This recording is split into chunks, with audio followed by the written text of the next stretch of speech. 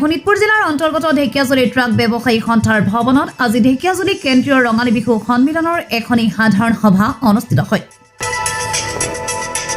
৭১ সংখ্যক ঢেকিয়াজুলি কেন্দ্ৰীয় ৰঙালী বিহু সন্মিলন উদযাপন সমিতিৰ সভাপতি কাজল বৰাদেৱে সভাপতিত্ব কৰা সাধাৰণ সভাখনত বিগত বৰ্ষৰ হিচাপ নিকাচ দাখিল কৰে যুটীয়া সম্পাদক মাধুৰ্য বৰাই। ইয়াৰ পিছতে ৭১ সংখ্যক ঢেকিয়াজুলি কেন্দ্ৰীয় ৰঙালী বিহু উদযাপন সমিতিৰ পুৰণা কমিটি আনুষ্ঠানিকভাৱে ভংগ কৰা হয়। অসম জাতীয়তাবাদী যুৱ ছাত্ৰ পৰিষদৰ কেন্দ্ৰীয় মুখ্য উপদেষ্টা ৰাণা প্ৰতাপ বৰুৱা, বিশিষ্ট সমাজকৰ্মী বিধুভূষণ ৰায়, বগীৰাম বড়ো, অগপ নেতা ৰাতুল কুমাৰ নাথ, কৰুণা দত্ত বৰা, সদৌ শোণিতপুৰ জিলা ছাত্ৰ সন্থাৰ শিক্ষা সম্পাদক শংকৰ দাস, সনাতনী বীৰ হিন্দু সেনাৰ অসম প্ৰান্তৰ সহপ্ৰমুখ মণিকণ দাস, প্ৰাক্তন ছাত্ৰ নেতা দীপক তালুকদাৰ, সংবাদকৰ্মী পলিমা চেতিয়া বড়োৰ লগতে বহুতো বিশিষ্ট লোক উপস্থিত থকা আজিৰ সাধাৰণ সভাতে দীপ্তি কলিতাৰ তত্বাৱধানত ৰঙালী বিহু উদযাপনৰ নতুন কমিটি গঠনৰ উদ্দেশ্যে বিষয় বাছনি সভা অনুষ্ঠিত হৈ যায়। উক্ত সভাতে সৰ্বসন্মতি মৰ্মে আগন্তুক ৭২ সংখ্যক ঢেকিয়াজুলি কেন্দ্ৰীয় ৰঙালী বিহু উদযাপনৰ উদ্দেশ্যৰে ৰোহিণী কেওটক সভাপতি, নন্দলাল দাসক কাৰ্যকৰী সভাপতি, কল্পজ্যোতি নাথ আৰু অঞ্জন বৰুৱাক যুটীয়া সম্পাদক হিচাপে লৈ এখনি শক্তিশালী সমিতি গঠন কৰা হয়। ঢেকিয়াজুলিৰ পৰা প্ৰশান্ত বিশ্বৰ ৰিপৰ্ট, অসম সংবাদ ২৪ ঘণ্টা। হয়, নমস্কাৰ।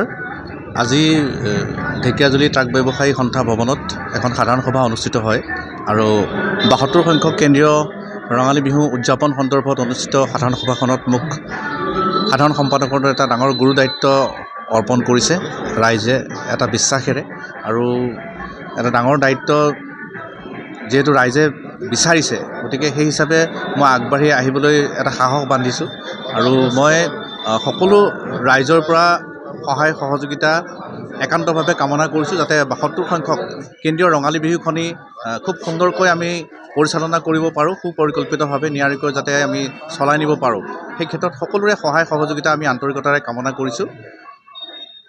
আৰু এই কমিটিখনত সভাপতি হিচাপে নিৰ্বাচিত হৈছে এককালৰ এগৰাকী সংস্কৃতিবান ব্যক্তি, সাংস্কৃতিক কৰ্মী শ্ৰীযুত ৰোহিণী কেওট ককাইদেউ, আৰু যুটীয়া সম্পাদক হিচাপে আছে অঞ্জন বৰুৱা।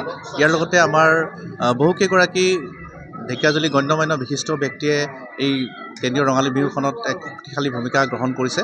গতিকে আমি আশা ৰাখিছোঁ যে ৭২ সংখ্যক কেন্দ্ৰীয় ৰঙালী বিহু সন্মিলনখনি খুব সাফল্যমণ্ডিত হ'ব আৰু আমি সকলোৰে সহায় সহযোগিতা আন্তৰিকতাৰে কামনা কৰিছোঁ।